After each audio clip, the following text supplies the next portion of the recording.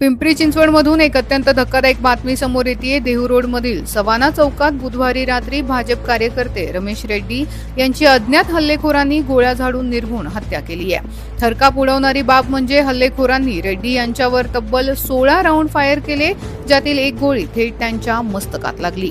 रात्री 9च्या सुमारास ही घटना घडली असून गंभीर जखमी अवस्थेत रेड्डी यांना रुग्णालयात नेण्यात आले, मात्र डॉक्टरांनी त्यांना मृत घोषित केलं। या हत्येचे धागेदोरे गेल्या वर्षी झालेल्या त्यांच्या भावाच्या म्हणजेच विक्रम रेड्डी यांच्या हत्येशी जोडले असल्याची शक्यता वर्तवण्यात येते। जुन्या वादातून किंवा तडजोडीच्या कारणावरून हा हल्ला झाला असावा, असा पोलिसांचा प्राथमिक अंदाज आहे। घटनेनंतर देहू रोड परिसरात तणावाचं वातावरण असून मोठा पोलीस बंदोबस्त तैनात करण्यात आलाय। शहरात वारंवार होणाऱ्या या गोळीबाराच्या घटनांमुळे कायदा आणि सुव्यवस्थेचा प्रश्न पुन्हा एकदा ऐरणीवर आलेला आहे। पाहत रहा परिवर्तन न्यूज, आवाज जनतेचा।